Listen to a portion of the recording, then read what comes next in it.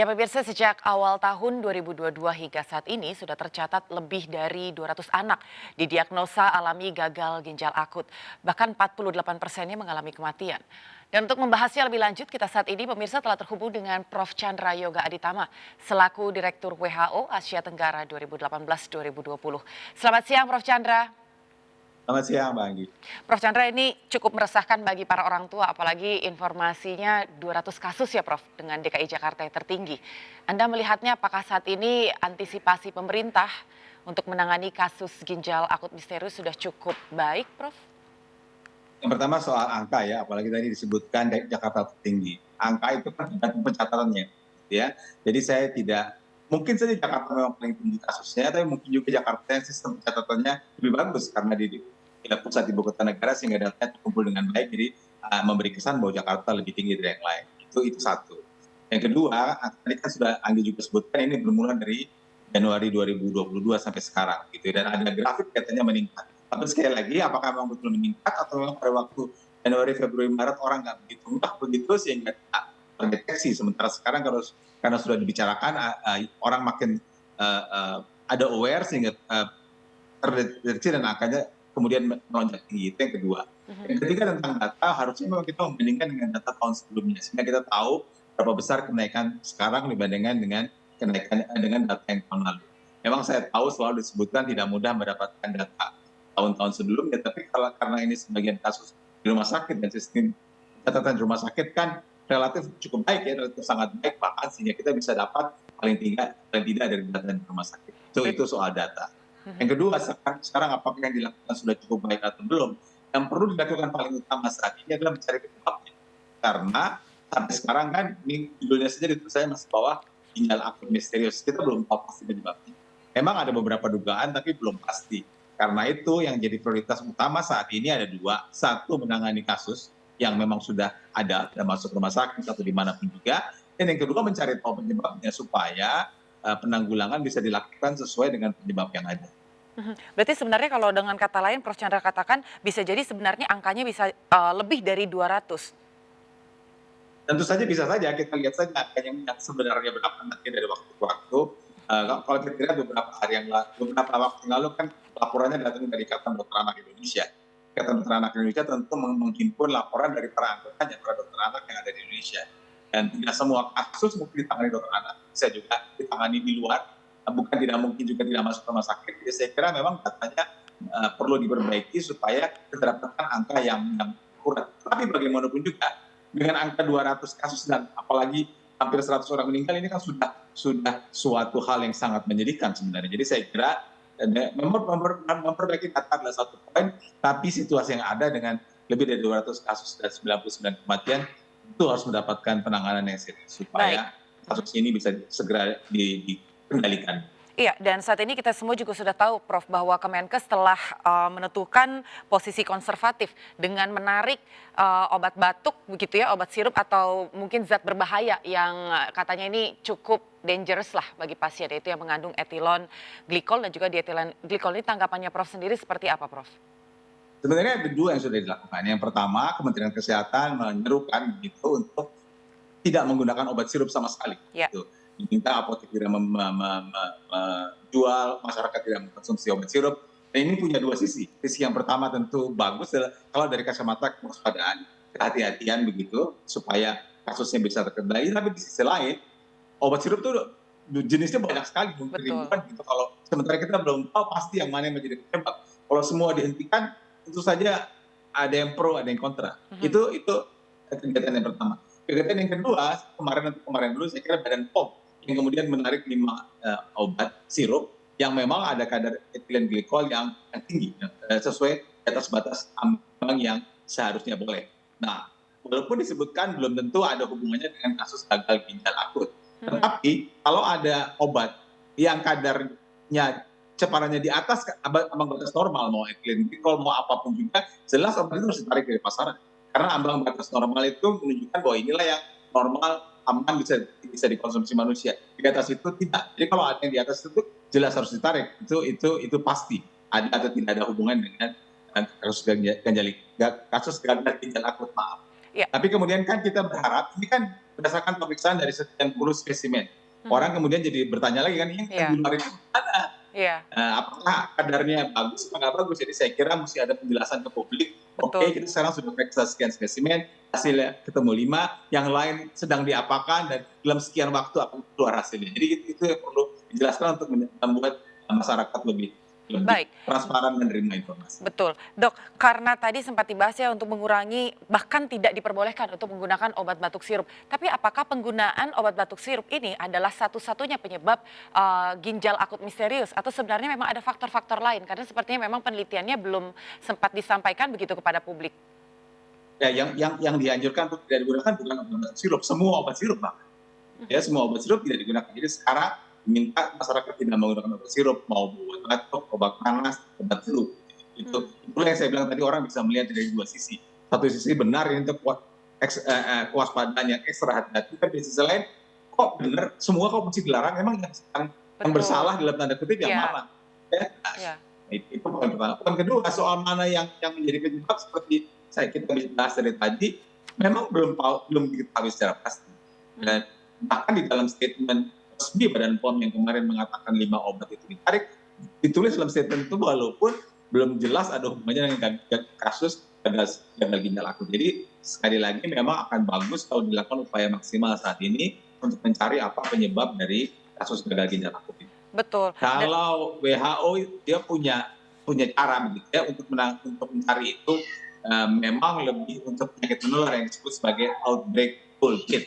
Itu harus menjawab pertanyaan what, who, where, how, pelayanan kesehatan dan juga persepsi. Ini juga salah satu cara yang bisa dipakai, step outbreak toolkit, walaupun memang ini outbreak toolkit lebih untuk penyakit menular, tapi ini bisa dipakai juga untuk melakukan pendekatan agar kita bisa lebih cepat menemukan apa sih penyebabnya kasus gagal ginjal akut yang terjadi di 20 provinsi bahkan yang terlaporkan sejauh ini kan dari 30 Iya. sekian provinsi ini. Iya, tapi sebenarnya ya dok, kalau diperhatikan kan sebelumnya penggunaan obat batuk atau mungkin obat lain yang sirup ini kan sudah pernah kita pakai dari tahun-tahun yang lalu. Apakah memang ada perbedaannya dengan situasi sekarang? Ya, itu yang selalu ditanyakan oleh teman-teman wartawan dari kemarin ya. Jawabannya ada dua. Pertama, sekali lagi kita mesti ulang bahwa belum ada bukti statementnya resmi dan memang belum ada bukti yang pasti yang menghubungkan obat sirup itu dengan kejadian kasus gagal itu. Jadi memang ada dugaan, tapi statement resmi yang menghubungkan keduanya memang belum ada. Itu satu. Tapi yang kedua, kan obat itu dibuat dari waktu ke waktu ya. Jadi mungkin saja batch yang sekarang dengan batch yang tahun lalu bukan tidak mungkin berbeda. Tapi itu hal yang kedua. Tapi hal yang pertama, saat ini dugaan memang salah satu diantaranya adalah ke obat sirup ini, tapi belum ada bukti pasti. Kita tunggulah penelitian, mudah-mudahan sih dalam hitungan tidak terlalu lama, pemerintah bisa menyampaikan kepada kita semua, oh ini loh penyebabnya, sehingga kita bisa lebih tepat menganalisa apa yang terjadi dan apa yang selanjutnya dilakukan. Oke, dok, kalau misalnya kita tahu ya dok ya bahwa ada 66 anak begitu kan yang meninggal di Gambia yang karena gagal ginjal dan kemudian peristiwa inilah yang pada akhirnya dikaitkan dengan konsumsi obat batuk sirup. Sebenarnya ini termasuk relevan nggak sih dok jika dikaitkan dengan situasi kita meskipun memang sebenarnya tercatat juga bahwa ada 99 ya yang mayoritas meninggal dirawat di rumah sakit tertentu di Indonesia di RSCM. Kalau Ya, dokter Prof melihatnya bagaimana? jadi kalau karena saya disebut sebagai pernah kerja di WHO itu mengeluarkan secara berkala yang disebut sebagai medical product alert. Medical product alert.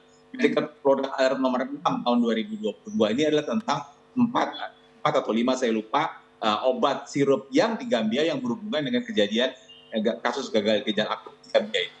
Tetapi sebenarnya sebelum kejadian di Gambia, kejadian gagal ginjal akut yang dihubungkan dengan obat sirup sudah terjadi di beberapa tempat.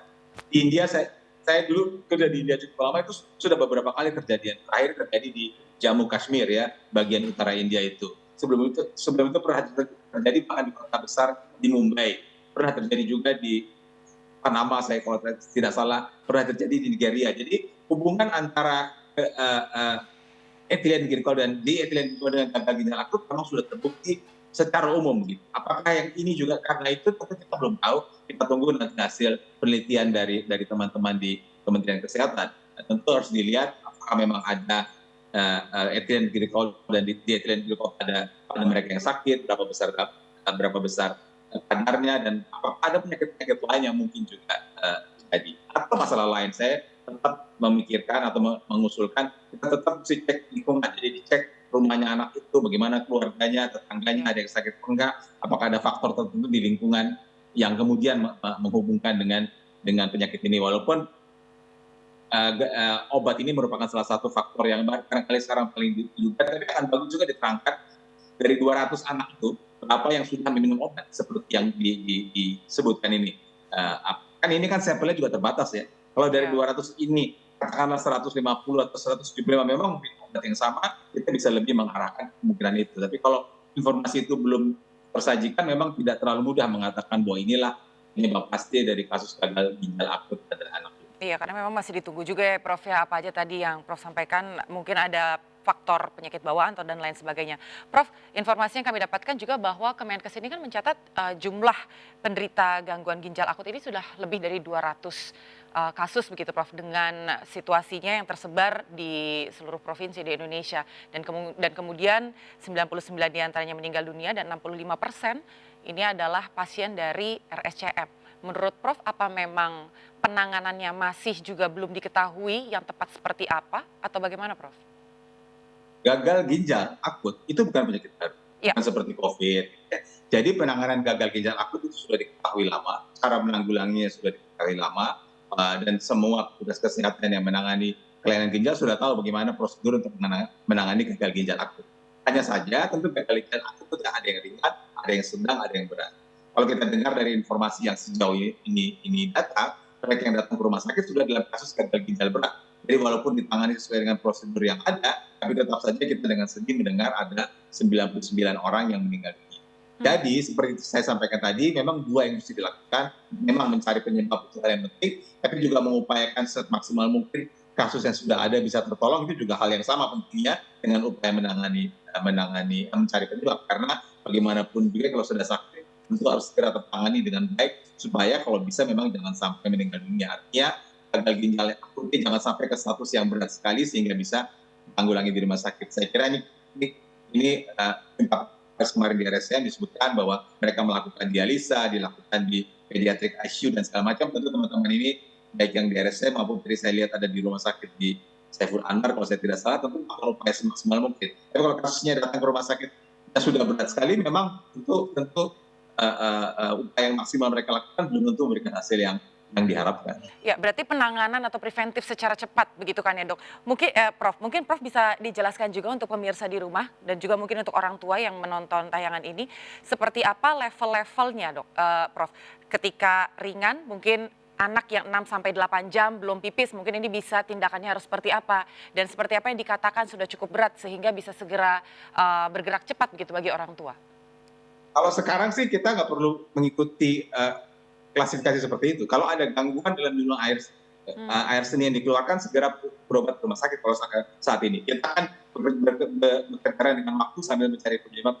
Jadi kalau sekarang ada anak yang gejala-gejala yang ditimbulkan akibat, kalau memang ini akibat ethylene glycol yang ada di sirup itu kan memang kalau di banyak perusahaan itu gejala di perut ya, dari perut kemudian muntah atau mual gitu. Jadi kita ada juga keluhan demam dan kemudian gangguan dalam jumlah air seni yang dikeluarkan. Ya. Jadi kalau orang tua sekarang ini ada kecurigaan, nih kayaknya anak saya kok agak demam, ada hilang sakit perut atau kelihatan sakit perut dan jumlah air kencingnya berkurang, segera saja berobat ke rumah sakit. Jangan menunggu agak lebih berat. Terus dalam situasi seperti sekarang ini lebih cepat berobat tentu lebih bagus. Itu yang perlu dilakukan. Pemantauan dan pengawasan. Dok, sama sekali lagi nih Dok, untuk orang tua yang saat ini cukup resah ketika anaknya sedang bapil atau demam sehingga bingung untuk memberikan obat karena itu tadi kekhawatiran untuk memberikan obat sirup, harus diberikan obat buyar kah atau seperti apa tanggapannya Prof? Saya kira teman-teman Ikatan Dokter Indonesia sudah berkali-kali menyampaikan dalam beberapa kesempatan sehubungan dengan kasus ini bahwa memang sebenarnya kalau ada anak bapil atau anak demam itu belum tentu pemecahannya dengan obat. Pemecahan yang paling sederhana, yang paling dan juga sangat berkhasiat adalah memberikan hidrasi, cairan yang cukup, makanan, minuman, dan memberikan kompres kepada anak itu. Belum tentu perlu memberikan obat. Nah, dalam situasi sekarang memang obat sirup tidak perlu diberikan atau jangan diberikan dulu, maka kita coba yang cara yang tadi yang memang bermanfaat sebenarnya, belum tentu perlu obat. Jadi diberikan hidrasi yang cukup dan kemudian diberikan kompres. Ya. Itu cara pertama yang kita bisa lakukan di rumah. Itu kalau berkepanjangan, ada baiknya berkonsultasi kepada petugas kesehatan apa yang perlu dilakukan saat ini. Tapi memang sirup saya kira dalam beberapa waktu ini memang diminta untuk tidak digunakan dulu. Lebih baik dihindari dulu sampai nanti ada keterangan rilis terbuka begitu ya Prof dari Kemenkes. Baik, terima kasih Prof Chandra untuk informasinya. Ini sangat berguna tentunya buat para orang tua yang saat ini sedang resah atau sedang jedak-jeduk begitu. Bagaimana untuk menangani anak-anaknya nanti yang demam atau mungkin batuk dan pilek. Terima kasih Prof untuk waktunya. Salam sehat. Salam sehat, terima kasih.